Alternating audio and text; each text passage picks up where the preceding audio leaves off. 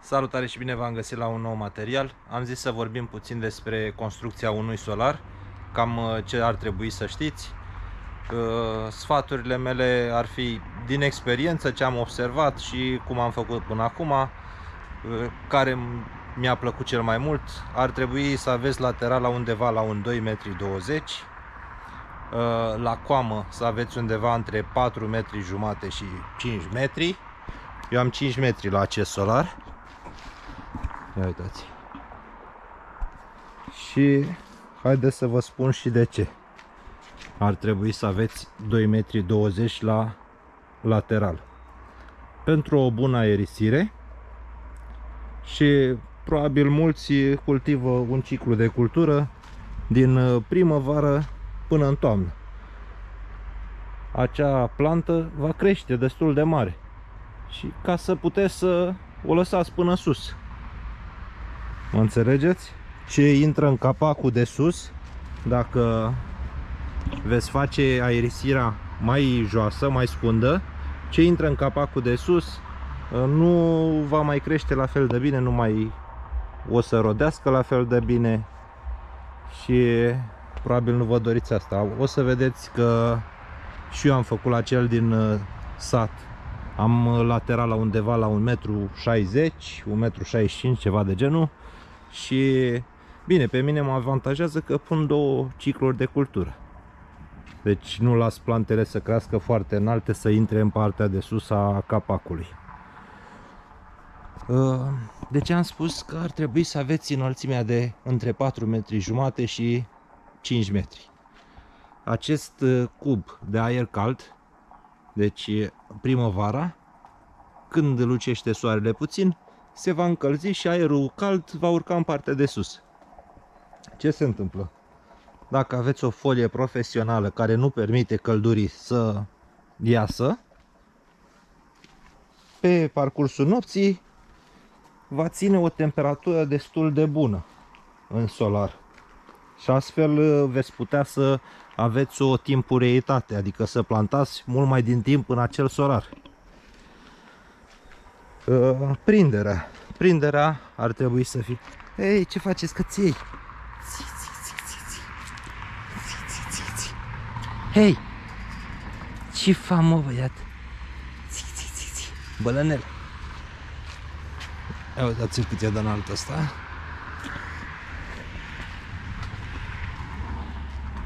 Așa. Prinderea ar trebui să o faceți pe profil tip C, cu sârmă ondulat. Pe urmă va trebui să puneți între folia propriu-zisă care acoperi solarul o bucată, o fâșie de altă folie, mai veche, ce aveți dumneavoastră. Se găsesc și fâșii din acestea de folie care să puneți între profilul tip C și sârma ondulată, ca să nu rupeți folia propriu-zisă. Manivela am cumpărat-o, se pune o țeavă din cap în cap, se sudează cap la cap și se montează aici în manivelă. Din piciorul solarului i-am pus așa o bară acolo, am sudat bara de la manivelă, o bară sus, este puțin mai ieșită în afara solarului, mai în față, după cum se observă, și am pus manivela. Nu am acum manivela la mine, dar e prin mașină. La clemele acelea de plastic, pe timp de vară se încălzesc de la soare și o să vedeți că slăbește folia. Deci de asta nu recomandam acele cleme de plastic. Ce țeavă am folosit? Am folosit țeavă neagră. Ia uitați. Picioarele sunt 80 de centimetri băgate în pământ, iar la 20 de centimetri de la capătul țevii am pus o țeavă în T, sudată pe picior, ca să nu îi permită să mai iasă. Țeava este la 2,20 m, țeavă de 1 țol, iar țeava de la arcadă este de 3 sferturi.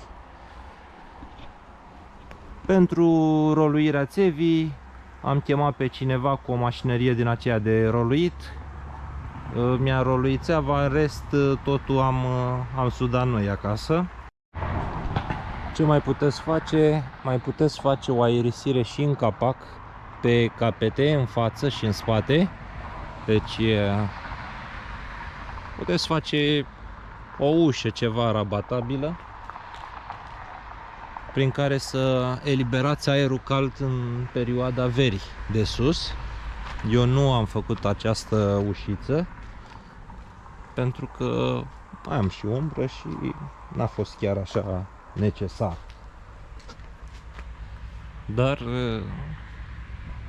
dacă aveți loc unde este foarte cald și nu aveți umbră deloc, ar fi chiar utilă o ușiță pe capetele solarului ca să dați, în perioada verii, să dați aerul cald afară din cubul de sus.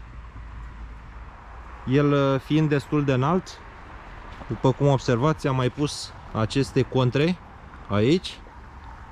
Nu este pe fiecare picior, este un aici, un picior nu, unul da. Am pus din bucățile care mi-au rămas de fier, pentru că el fiind destul de înalt avea un pic de balans. Și încă o chestie, la înălțimea asta, la cel din sat am fier doar pe coama solarului, din cap în cap, dar acesta, având cubul mult mai mare, aveam un balans mare aici, la partea de jos. Și a trebuit să-i mai pun o țeavă la fel, din cap în cap, pe partea de jos, după cum observați aici. Ia uitați, i-am pus-o și pe aceasta. Iar pentru contrabalansare, tot la fel, mai va trebui să puneți niște contrafixe de aici. Ia uitați așa, sus. Se mai pun și pe lateral. Ia uitați-o pe aceea, tot așa în coamă, pentru că vântul presează ori din față, ori din spate, ori din lateral, depinde cum bate vântul la dumneavoastră și cum aveți poziționarea solarului. Avem și acolo contra.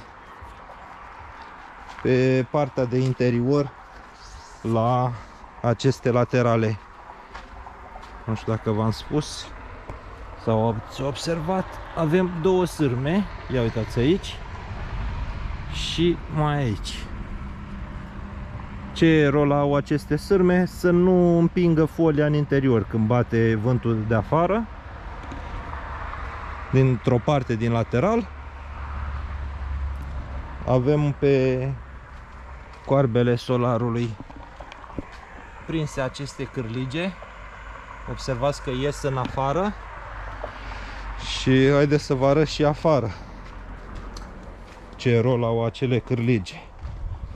Este pentru ancorare. Ne uitați. Vedeți, am acest șiret pe exterior care îmi ține laterala pe lângă solar și sunt prinse de aceste cârlige care ies prin folie. Dar pe lângă cârlige are aici o garnitură. Se vede o garnitură aici și nu permite apei să intre în interior. Și așa avem pe fiecare coarbă prinsă câte un cârlig. Și după cum observați, am făcut aceste X-uri, am putut. Deci și pe partea de jos, ca să prind cordelinele astea, cum să le zic eu, avem aici o sârmă, dar vine cu o sârmă prinsă după toate picioarele, este îngropată la 20 de centimetri în pământ, este prinsă de picioarele solarului și iese câte un capăt dintre asta în dreptul piciorului. Un capăt ne iese aici la jumătate între picioare, cum ar veni, vedeți, acolo este piciorul, aici e jumătatea, iar aici este alt picior. Și aici pe jumătate am scos-o pentru a prinde partea de sus. Deci avem aceste coarbe peste solar care ține folia trasă pe solar, să nu se umfle, nu îi permite să umfle.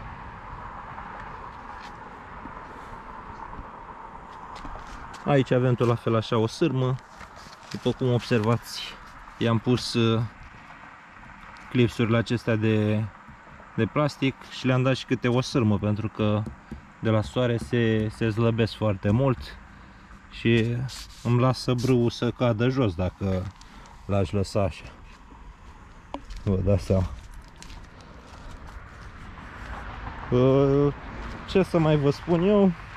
După ce vă roluiți țeava, foarte simplu, chiar dacă n-ați mai sudat niciodată, vă luați o mască din aceea cu cristale lichide și cu siguranță o să vă descurcați. Deci nu e nicio inginerie așa mare. Încercați și dumneavoastră, că prima dată asta e. Ce-i faceți? Ia uitați, eu am aici,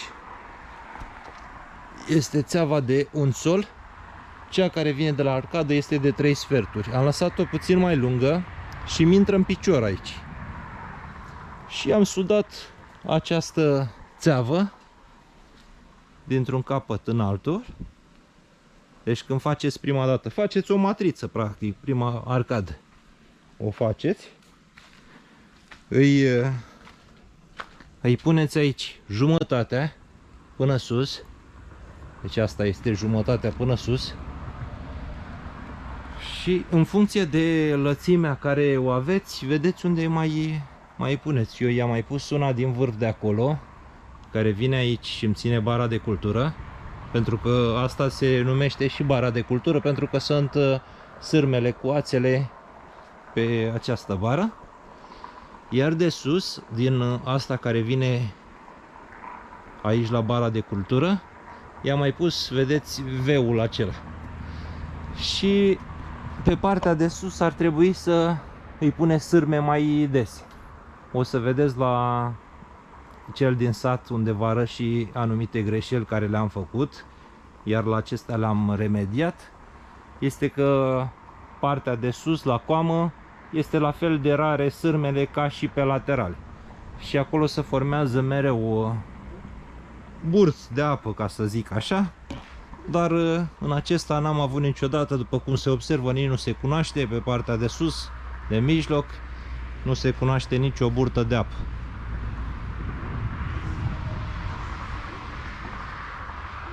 Bun. O să vă arăt și greșelile care le-am făcut la celălalt și dacă aveți ceva întrebări, puteți să-mi puneți în rubrica de comentarii. După cum ați observat și din materialele trecute, noi am filmat tot cu aceeași cameră, deci calitatea a fost tot 4K. Și ne-au mai ajutat două doamne care nu au dorit neapărat să le dăm numele și le mulțumim foarte mult. Dar puteți să ne ajutați și dumneavoastră printr-un share pe Facebook. Cu cât cresc și vizualizările la noi, vom face bani din ce ne plătește YouTube acolo și vom achita camera cât mai repede. Așa că vă mulțumim frumos tuturor care o să ne ajutați cu un share. Am revenit și la partea a doua, unde am zis că o să vă spun câteva greșeli. Pe partea de sus, haideți să vă arăt, vedeți, sârmele sunt la aceeași distanță cum sunt și pe laterale.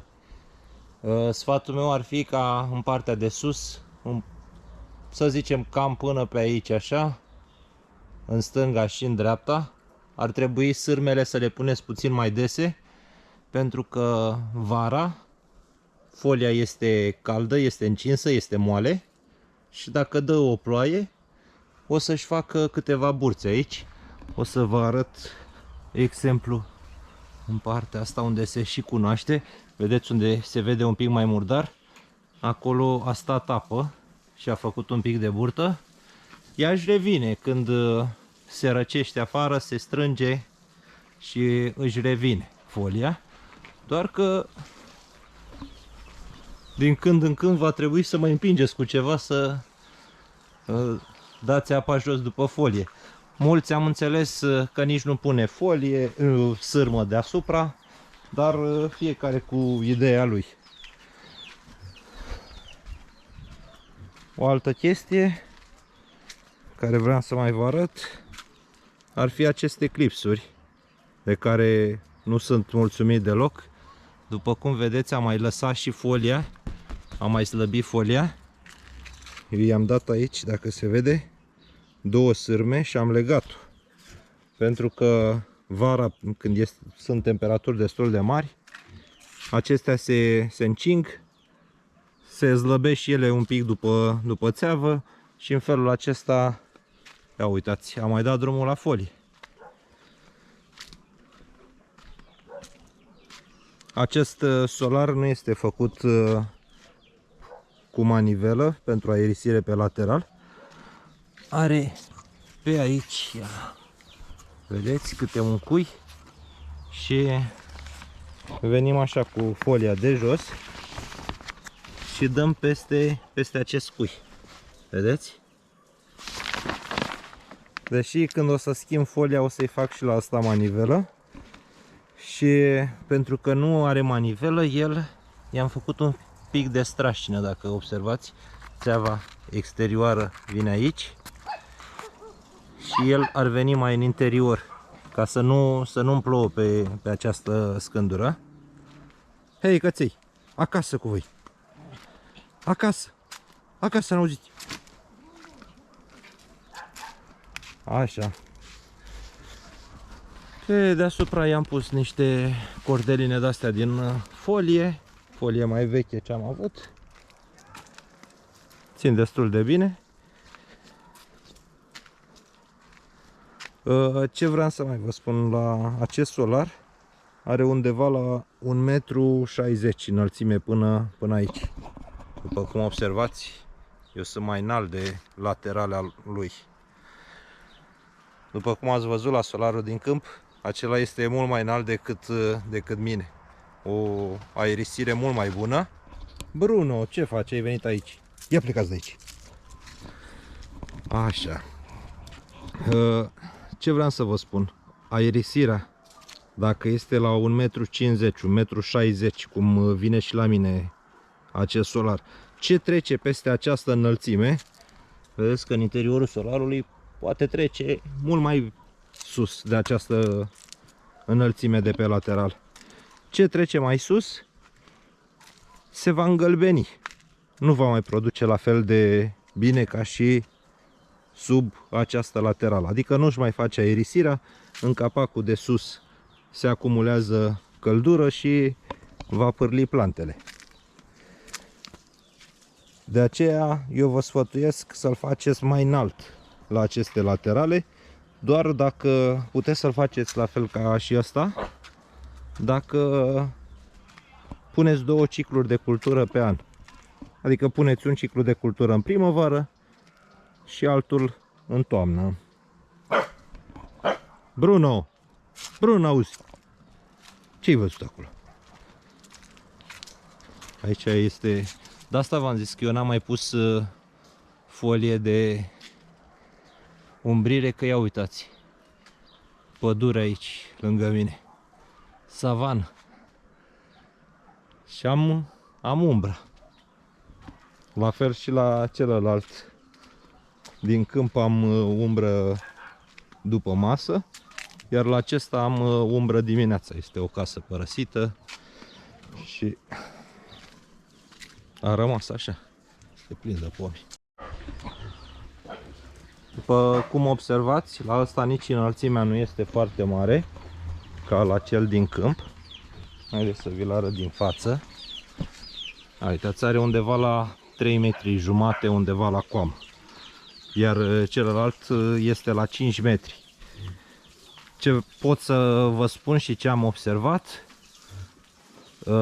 acesta având cubul de aer cald mult mai mic, primăvara menține mai puțină căldură, ceea ce ne interesa mai mult, să avem mai multă căldură în primăvară. Și prima dată noi l-am avut făcut până aici. După aceea l-am mărit, l-am dus până în față. De asta avem ușile astea aici, care le-am lăsat așa. A trebuit să-i fac acolo o improvizație și să-i pun clemele prin interior, pentru că nu aveam cum să merg pe deasupra. Dar în principiu l-am rezolvat cât de cât. Am zis când o să schimb folia, îi vei face un alt sistem, să-i pun lateralele pe manivelă, pentru că îl deschizi mult mai repede. Avantajul ar fi că la acelea, dacă vine ploaia, l-ai închis, l-ai deschis, îl deschizi foarte repede, adică nu mai stai cu grijă, bă, dacă îl deschid pe ăsta mă prinde ploaia, mă prinde vijelia cu el deschis. Asta este avantajul și la manivelă. Aici mi-am mai lăsat un pic de loc, pentru că răsadnița s-a umplut cu tot felul de cutii, acolo nu mai am loc unde să îmi fac răsaduri și am zis să-mi las aici locul din față pentru a-mi face răsadurile aici. Bun, cam astea au fost sfaturile pentru un solar. V-am arătat și câteva dezavantaje și câteva avantaje. Am mai avut unul pe lemn, tot la fel era stil casă făcut.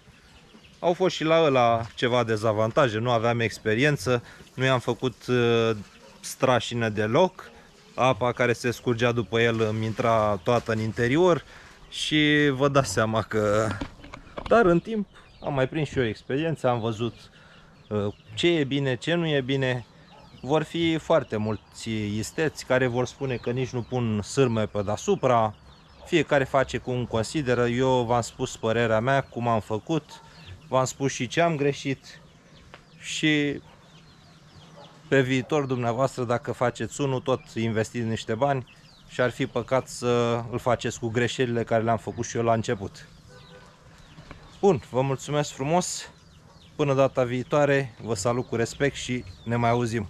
Puteți să-mi lăsați în comentarii întrebări, ce v-ar interesa pe dumneavoastră, ce nu am spus eu, poate nu mi-am dat seama, nu am spus, nu am menționat ceva.